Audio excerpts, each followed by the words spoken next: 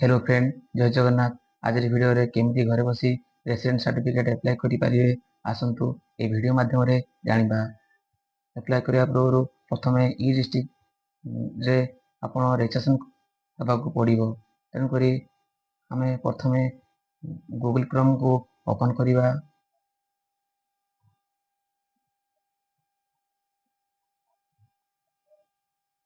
देखंतु वर्तमान search bar रे लिखिबा ई डिस्ट्रिक्ट। ई देखंतु ई डिस्ट्रिक्ट ओडिशा लिखि सर्च करिवे। सर्च कला परे नेक्स्ट पेज ओपन हो सारी। देखंतु देखंतु प्रथम ऑप्शन टी शो करूची ई डिस्ट्रिक्ट ओडिशा। तारि उपरे क्लिक करिवे।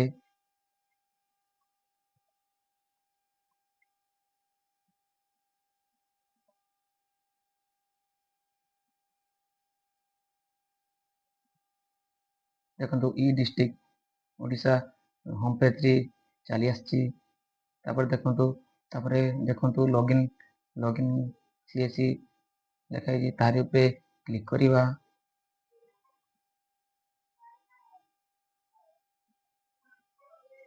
क्लिक कर साला पर देखंतु नेक्स्ट पेज टी ओपन हो सारी। तापर देखंतु डान पार्श्व रे लिखा जी रजिस्टर। तारि उपरे क्लिक करिवा।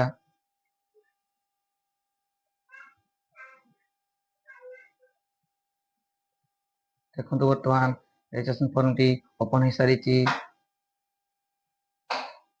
चलंतु केमती रजिस्ट्रेशन फॉर्म टी फिलअप करिवा जानिबा।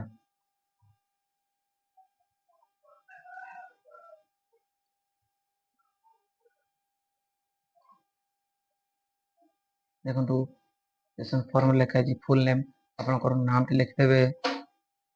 तापर तळकु देखंतु मेल आईडी आपनकर मेल आईडी टाइप कर देबे। तापर देखंतु लिखा है मोबाइल नंबर आपन मोबाइल नंबर टी दे देबे। तापर देखंतु पासवर्ड आपन क्रिएट करिया पई हले आपन को गोटे capital letter small letter number एवं कैरेक्टर निया दरकार। एग्जांपल आपन स्क्रीन माध्यम रे देखै दोची। तापर टिके स्क्रॉल करिवा।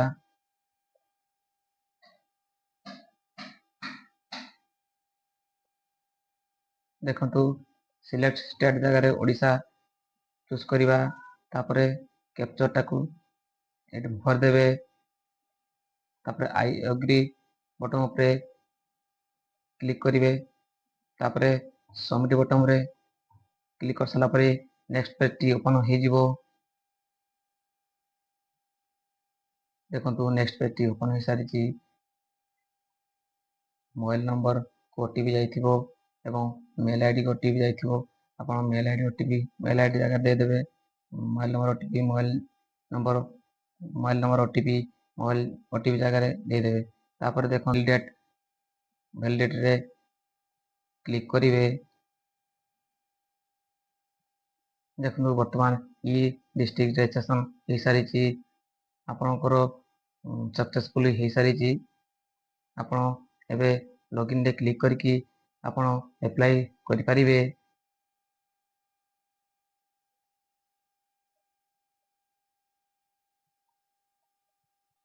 देखंतु रजिस्ट्रेशन सर जाइए सक्सेसफुल हो सारी। एबे लॉगिन ऑप्शन देखौची आपण लॉगिन आईडी एवं तळे देखंतु ओटीपी पासवर्ड आपण लॉगिन आईडी जगह रे आपनकर मेल आईडी लॉगिन आईडी।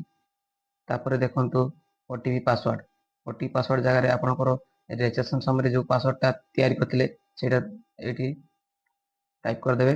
तापर देखंतु गेट ओटीपी द्वारा आपण लॉगिन हो परिबे। तापर को देखंतु कैप्चर टी शो करूची कैप्चर ता आपनकर डान पासवर्ड देखंतु कैप्चर टाइप करा पई देजी सेठी आपण टाइप कर देबे। तापर को आसीबे आई एग्री पाखरे क्लिक करिवे। क्लिक कर साला परे आपण कोन करिवे ना लॉगिन ऑप्शन रे क्लिक करिवे। तापरे नेक्स्ट पेज टी ओपन हो जिवो। वर्तमान देखंतु नेक्स्ट पेज टी ओपन हो जाईची। देखंतु प्रथम शो करूची ऑप्शन मैनेज प्रोफाइल। तापर देखंतु अप्लाई फॉर सर्विसेज। तापर देखंतु व्यू स्टेटस ऑफ एप्लिकेशन तापर देखो सबमिट फीडबैक तापर देखो रिपोर्ट शो आपण कौन करेंगे ना अप्लाई फॉर सर्विस रे क्लिक करेंगे क्लिक कर सारा पर तलक देखो लिखाई व्यू ऑल अवेलेबल सर्विसेज तारी उपरे आपण क्लिक करेंगे क्लिक कर सारा पर नेक्स्ट पेज ओपन हो देखो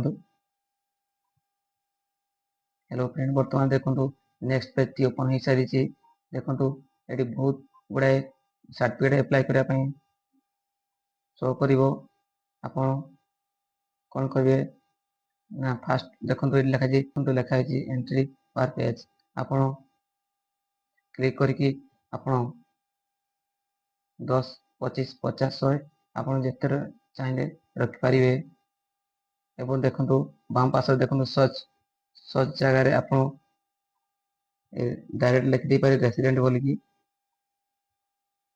टाइप कर रेसिडेंट टाइप कर दूची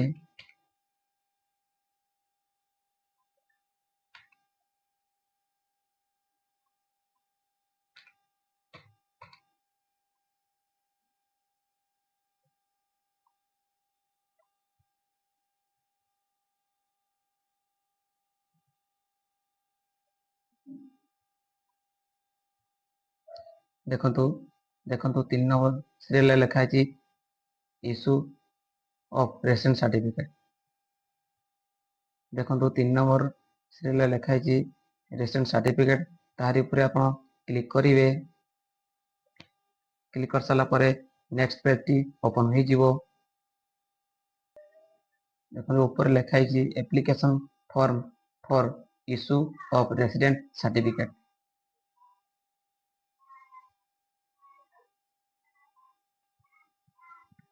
तापर तौक स्क्रॉल करेंगे तापर देखो पर्सनल डिटेल्स आप सैलुटेशन जगह आप क्लिक करेंगे क्लिक कर सारा पर देखो 3टी ऑप्शन शो कर 3टी ऑप्शन जदि पुओ पिला से क्लिक करेंगे जदि विवाहित महिला होते SMT रे क्लिक करेंगे जदि झील पिला होते मिस रे क्लिक करेंगे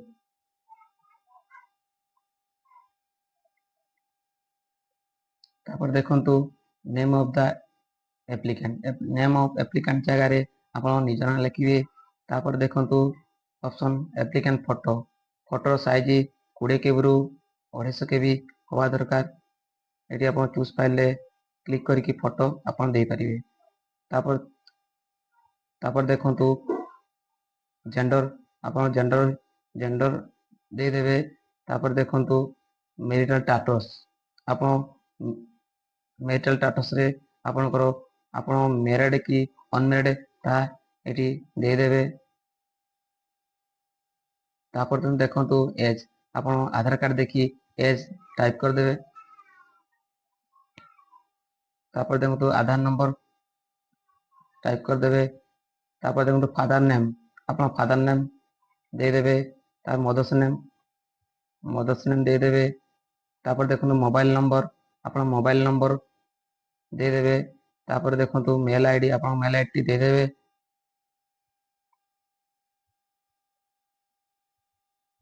तापर तलक scroll करिवा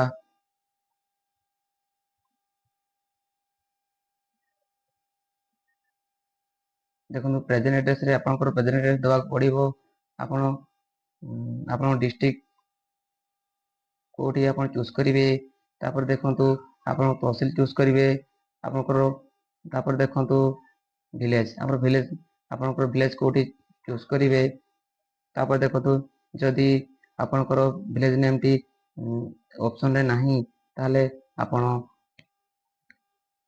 village note in list रे क्लिक करके आपनकर गाँव ना दे पारे देखो मु क्लिक कर दूची देखो देखो लिखाई विलेज नेम आप दे पारे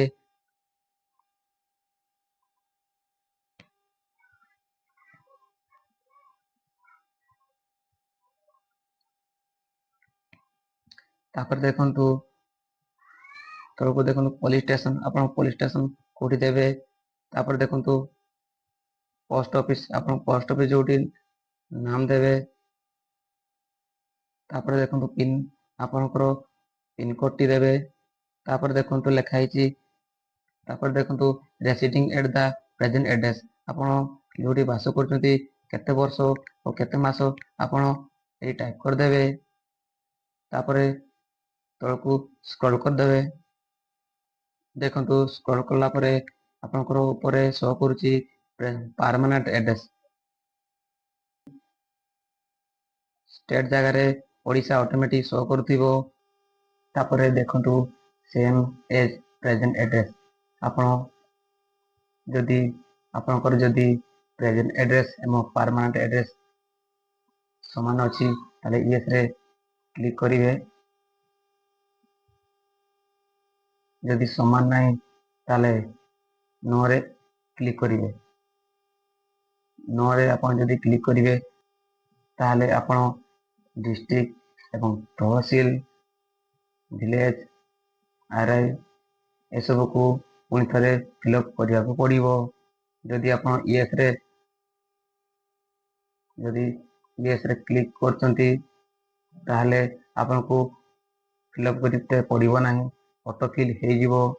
ତାପରେ ତଳକୁ ଆସିବେ। ତଳକୁ ସ୍କ୍ରଲ୍ କଲା ପରେ ଦେଖନ୍ତୁ ଲେଖା ହେଇଛି ଫ୍ୟାମିଲି ମେମ୍ବର୍ସ, ଗାର୍ଡିଆନ୍ ଡିଟେଲ୍ସ।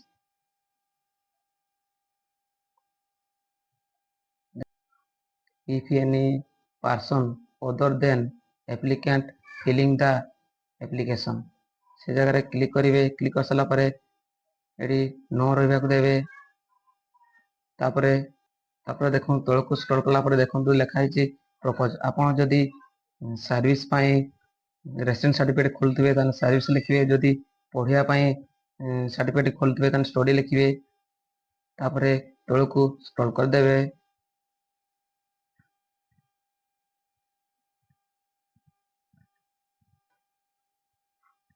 ତଳକୁ ଦେଖନ୍ତୁ ଲେଖା ହେଇଛି ପ୍ଲେସ୍ ଆପଣଙ୍କ ଗାଁର ନାମ ଦେଇଦେବେ। ତାପରେ ଆଇ ଏଗ୍ରି ଉପରେ କ୍ଲିକ୍ କରିବେ। କ୍ଲିକ୍ କରିସାରିଲା ପରେ ଟିକେ ତଳକୁ ସ୍କ୍ରଲ୍ କରିବେ।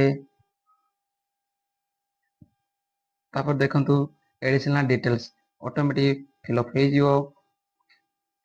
ତାପରେ ତଳକୁ ଆସିବେ, କ୍ୟାପଚରଟି ଆପଣଙ୍କର ଶୋ କରୁଥିବ, ତା ତଳେ ଆପଣ କ୍ୟାପଚରଟି ଭରିଦେବେ। ତାପରେ ଦେଖନ୍ତୁ ଡ୍ରାଫ୍ଟ, ଆପଣ ଡ୍ରାଫ୍ଟରେ କ୍ଲିକ୍ କଲେ ଆପଣଙ୍କ ଡକୁମେଣ୍ଟ ସେଭ୍ ହେଇକି ରହିଯିବ। ତାପରେ ପୁଣି ଥରେ ପ୍ରୋସେସିଂ କରିପାରିବେ। ତାପରେ ଦେଖନ୍ତୁ ସବମିଟ୍, ଆପଣ ଯଦି ସବୁ ଡକୁମେଣ୍ଟ ଠିକ୍ ଠାକ୍ ଭରିଛନ୍ତି ତାହେଲେ ସବମିଟ୍ ଉପରେ କ୍ଲିକ୍ କରିବେ ଏବଂ ନେକ୍ସଟ ପେଜକୁ ଦେବେ। ବର୍ତ୍ତମାନ ନେକ୍ସଟ ପେଜଟି ଓପନ ହୋଇଯାଇଛି। ଆପଣ ତଳକୁ ସ୍କ୍ରଲ୍ କରିଦେବେ। ଦେଖନ୍ତୁ ତିନୋଟି ଅପସନ ଶୋ କରୁଛି। ପ୍ରଥମ ଅପସନ ଆଟାଚ୍ ଏନେଚର, ତାପରେ ଦେଖନ୍ତୁ ଏଡିଟ୍, ଯଦି ଭୁଲ ଭାଲ ଥାଏ ତ ଏଡିଟ୍ କରିକି ଆପଣ ସବମିଟ୍ କରିପାରିବେ। ଦେଖନ୍ତୁ ମୁଁ ରିଚେକ୍ କରୁଛି, କଲା ପରେ ସବୁ ଠିକ୍ ଠାକ୍ ଅଛି, ତେଣୁ ମୁଁ ଆଟାଚ୍ ଏନେଚରରେ କ୍ଲିକ୍ କରୁଛି। ଦେଖନ୍ତୁ ନେକ୍ସଟ ପେଜଟି ଓପନ ହୋଇଯାଇଛି। ଡକୁମେଣ୍ଟସ ଟୁ ବି ଆଟାଚ୍, ତାହାରି ଉପରେ କ୍ଲିକ୍ କରିବେ। କ୍ଲିକ୍ କରିସାରିଲା ପରେ ଦେଖନ୍ତୁ ବହୁତ ଗୁଡ଼ାଏ ଅପସନ ଆପଣଙ୍କୁ ଶୋ କରିବ। ଆପଣ ଆଧାର କାର୍ଡ, ଇପିକ୍ ଆଧାର କାର୍ଡ ଜାଗାରେ କ୍ଲିକ୍ କରିବେ। ଯାହାର ଆପଣ ଆପ୍ଲାଏ କରୁଛନ୍ତି ତାର ଆଧାର କାର୍ଡ, ତାଙ୍କ ବାପାଙ୍କ ଆଧାର କାର୍ଡ ଗୋଟେ PDF କରିକି ଆପଣ ଚୁଜ୍ ଫାଇଲରେ ଦେଇପାରିବେ। ତାପରେ ତଳକୁ ଦେଖନ୍ତୁ ଅଦର୍ସ ଜାଗାରେ ଆପଣ କ୍ଲିକ୍ କରିବେ। କ୍ଲିକ୍ କରିସାରିଲା ପରେ ଆପଣ ଡକୁମେଣ୍ଟ ନେମ୍ ଜାଗାରେ ଆପଣ ROR ଲେଖିଦେବେ। ତାପରେ ଆପଣ ଜମି ପଟା ପାଉତି କୁ ଗୋଟିଏ PDF କରି ଚୁଜ୍ ଫାଇଲରେ, ତାପରେ ଦେଖନ୍ତୁ ସେଭ୍ ଏନେଚରରେ କ୍ଲିକ୍ କରିବେ। ଦେଖନ୍ତୁ ନେକ୍ସଟ ପେଜଟି ଓପନ ହୋଇଯାଇଛି। ତାପରେ ତଳକୁ ସ୍କ୍ରଲ୍ କରିବେ ଏବଂ ସବମିଟ୍ ବଟନରେ କ୍ଲିକ୍ କରିବେ। ଦେଖନ୍ତୁ କ୍ଲିକ୍ କରିସାରିଲା ପରେ ଦେଖନ୍ତୁ ବର୍ତ୍ତମାନ ରେସିଡେନ୍ସ ସାର୍ଟିଫିକେଟ ଆପ୍ଲାଏ ହୋଇଯାଇଛି।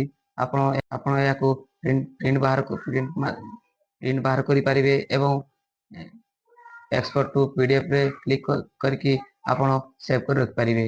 मु याकू सेव करके रखि दउची। वीडियोटी भल लागथिले लाइक कमेंट शेयर एवं सब्सक्राइब करिवे।